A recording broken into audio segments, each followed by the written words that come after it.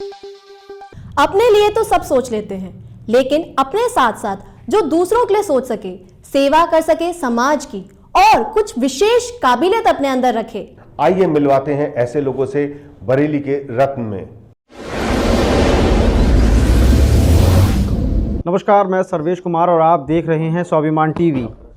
बरेली के रत्न प्रोग्राम स्वाभिमान टीवी आप सभी के लिए लाया है। उसमें हम आपको बरेली के जितने रत्न हैं, जिन्होंने बरेली के विकास में अमूल्य अपनी भागीदारी दर्ज कराई है, उसमें से एक हमारे साथ बरेली के मेयर उमेश गौतम जी हैं। आइए हम इनसे बात करते हैं और जानते हैं कि इनका अब तक का सफ़र कैसा रहा है। सर, सबसे पहले तो आपका बहुत बहुत स्वागत है स्वाभिमान टीवी में। जी धन्यवाद।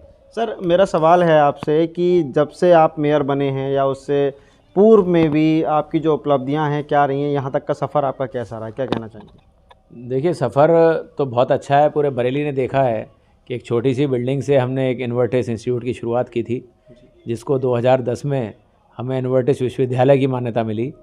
यानी कि मात्र 12 साल में हमें विश्वविद्यालय हमारा बन गया था।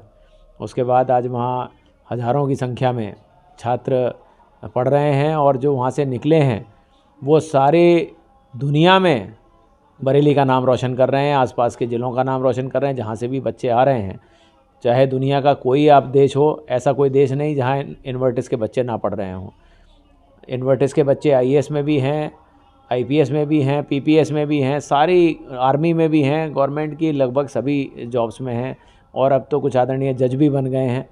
तो लगातार लगता है कि हाँ, हमने कुछ काम किया है। और अगर उपलब्धियों पर बात करेंगे तो उसके बाद जिस तरह बरेली के हालात थे, बरेली शहर के, वो हम लोग भी देखते थे और हम भी सोचते थे कि कभी शायद कोई आए जो बरेली का विकास करेगा। कोई व्यक्ति तो ऐसा होगा जो बरेली के विकास के बारे में सोचेगा। लेकिन जब ऐसा कुछ नहीं मिला तो मुझे ही बरेली के मेयर का चुनाव लड़ना पड़ा। मैं भारतीय जनता पार्टी, जो हमारी पार्टी है, उसका भी धन्यवाद देता हूँ कि उन्होंने मुझे टिकट दिया और हमने 17 साल बाद भारतीय जनता पार्टी को ये सीट जीत कर दी थी। और उसके बाद बरेली में विकास की वो धारा बही है कि शायद लोगों ने, मैं तो बुज़ुर्गों से भी पूछता हूँ, वो कहते हैं हमने कभी जीवन में इतना विकास होते हुए बरेली में नहीं देखा। पहले लगता था कि जैसे किसी कस्बे में आ रहे हैं, लेकिन अब बरेली में लगता है कि हाँ, किसी महानगर में हम जा रहे हैं। सारी सड़कें चौड़ी हो गई हैं, किसी भी रास्ते से आइए चौड़ी सड़कों पर आप घुसते हैं। लाइटों की वो व्यवस्था कि 2000 जब मैंने कार्यभार संभाला 2017 में, उससे पहले 2017 तक पूरे बरेली शहर में मात्र लगभग 30,000 लाइटें थीं और अब इन 5 सालों में करीब 40,000 से ज़्यादा लाइटें बरेली में लगी हैं। यानी कि अब लगभग 70,000 लाइटें हैं। तो सोचिए कि आज़ादी के 70 साल में 30,000 लाइट और 5 साल में 40,000 लाइट। तो ये फ़र्क है आपकी सोच का। यहाँ पर एक भी जो तालाब थे वो ऐसे थे कि लगता था कि वहाँ भैंसें ही नहाती हैं और गंदगी का अंबार रहता है। जब लोग निकलते थे तो कैंट में टहलने के लिए जाते थे तो रुमाल रख लेते थे नाक पे कि भैया तालाब आ गया, नाक बंद कर लो क्योंकि बदबू सहन नहीं होगी। अब वो लोग वहाँ से निकलते हैं तो अक्षर विहार का शायद ही कोई कोना हो जहाँ से वो सेल्फी लेकर ना निकलते हों। तो ये बदलाव हमने बरेली को दिया है। गांधी उद्यान में आप दिन में किसी भी समय, किसी भी दिन चले जाइए, 7 दिन में आपको लगेगा कोई मेला लगा हुआ है अंदर, क्योंकि इतना अच्छा वातावरण बना दिया गया है। छोटे बच्चों की खेलने की जगह बना दी गई हैं, उनके लिए भूल भुलैया बनाई गई है, उनके लिए रिमझिम करता हुआ वाटर के फाउंटेन लगाए गए हैं। अक्षर विहार में लेज़र फाउंटेन लगाया गया है। इसी तरह अगर एक और तालाब की बात करें जो संजय कम्युनिटी हॉल के बराबर में तालाब था, वो भी भैंसों के नहाने के तबेले के रूप में जाना जाता था। लेकिन अब अगर वहाँ जाके देखेंगे, लोगों को अपनी आंखों पे यकीन नहीं होता कि पंडित दीनदयाल उपाध्याय सरोवर इतना सुंदर बरेली के अंदर हो सकता है। तो ये चीज़ें लगातार हमने बदलाव की बात की है। बरेली में जो सारा हमारे यशस्वी प्रधानमंत्री और हमारे यशस्वी मुख्यमंत्री जी लगातार गंगा पवित्र हो, गंगा साफ़ हो, इस पे काम कर रहे हैं। लेकिन बरेली में कभी किसी ने सोचा नहीं। यहाँ का नाले का पानी अंततः रामगंगा में जाता था, इसी तरह सारे सीवर का पानी मिला हुआ बिना साफ़ हुआ, क्योंकि कोई किसी ने एसटीपी के बारे में सोचा ही नहीं। ऐसे में हमने बरेली का पहला एसटीपी लगाया है, सीवर ट्रीटमेंट प्लांट लगाया है।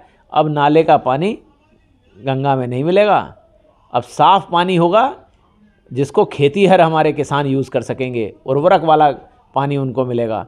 तो ऐसी बदलाव हमने बरेली में किए हैं। मुझे याद है जब मैं मेयर बना और पहली बारिश हुई थी तो मुझे संजय नगर और रेजिडेंसी गार्डन इन कॉलोनियों में मुझे ट्रैक्टर पे बैठ के जाना पड़ता। इतनी ज़्यादा वहाँ बरसात होने के बाद पानी भरता था। वहाँ हमने 6 करोड़ रुपए का समवेल लगाया, पूरा नाला बनाया, सीसी रोड बना दी। अब बरेली में कहीं पानी नहीं भरता। चाहे वो डेलापीर पे हमने समवेल लगाया, हमने मणिनाथ, सिटौरा, गणेश नगर, यहाँ का 4 किलोमीटर लंबा नाला बनाया, सिर्फ इसलिए कि कोई भी क्षेत्र बरेली में ऐसा ना हो जहाँ पानी भरे। अगर बात करें पीने के पानी की तो हम अमृत महोत्सव बना रहे हैं, 75 साल आज़ादी के मना रहे हैं।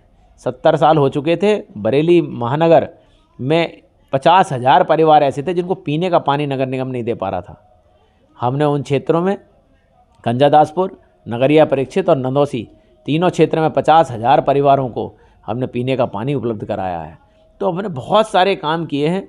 उपलब्धि के नाम पर अगर आप गिनेंगे तो शायद पूरी रात, पूरे दिन बोला जा सकता है, 24 घंटे बोला जा सकता है, क्योंकि इतना काम किया है। काम इतना किया है, घंटाघर लोग जाते थे, वो दिखता ही नहीं था घंटाघर कहाँ है, लोगों को पता ही नहीं होता घंटाघर कैसा होता है। अब जाते हैं लोग, फ़ोटो खिंचाते हैं, फ़ोटो खिंचा के डालते हैं साथ में। लोग एक पुल की बात करते थे कि अरे साहब हमने एक पुल बनवा दिया। अब बरेली को पुलों की नगरी कहते हैं। अब चौपला का पुल हो, सैटेलाइट का पुल हो, IVRI पे पुल हो, लाल फाटक पे पुल हो, पुल ही पुल हो गए। और जो जर्जर हालत में हो गए थे उनको भी ठीक किया जा रहा है। और नया जो 2 बरेली को एक करने का पुल बन रहा है कुतुब खाने का, उसका भी निर्माण तेज़ी से चल रहा है। तो अब पुलों की नगरी हो गई बरेली। तो बरेली तरक्की की राह पर है। बरेली तरक्की की राह पर सरपट दौड़ रही है।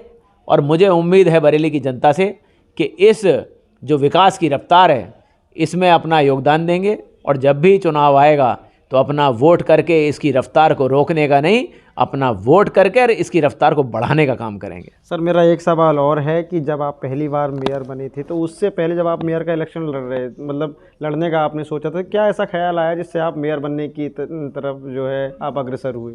देखिए, मैंने हमेशा ये देखा है कि जो राजनीतिक लोग होते हैं ये कभी डेवलपमेंट का काम नहीं करते। और ख़ास तौर से हमारी विपक्षी पार्टियाँ डेवलपमेंट की बात ही नहीं करते थे। डेवलपमेंट की बात तो राजनीति में अगर किसी ने सिखाया तो हमारे देश के यशस्वी प्रधानमंत्री श्री नरेंद्र मोदी जी ने सिखाया कि डेवलपमेंट क्या होता है। और उसी को हमारे यशस्वी मुख्यमंत्री योगी आदित्यनाथ जी ने पकड़ लिया कि डेवलपमेंट होगा। बरेली में हम भी देखते थे जब हम मेयर नहीं थे कि हम कभी तो डेवलप होगा, कभी तो डेवलप होगा। मन में लगता था कभी तो हम गर्व से कहेंगे कि हम इस शहर के निवासी हैं। पर जब ये हालात नहीं देखे गए तो मन करा कि नहीं, खुद ही एक बार इस सीट पर बैठो, चाहे कितने ही भरा कांटों का ताज हो। क्योंकि लोग पता नहीं क्या क्या कहते, कोई काम नहीं होगा, कोई सुनेगा नहीं। तो हमने तो अपने भाषण में इलेक्शन से पहले ही कह दिया था कि जब उमेश गौतम मेयर बनेंगे तो बताएंगे लोगों को कि काम कैसे होता है। अब वो काम हुआ।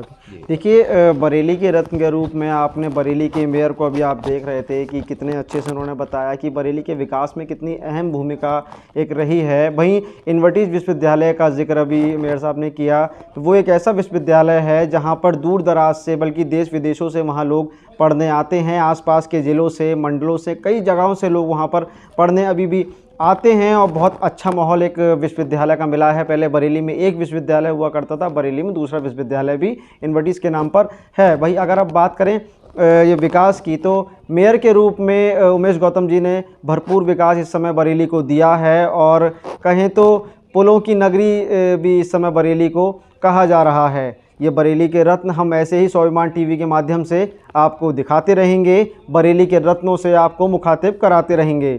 बरेली से मैं सर्वेश कुमार।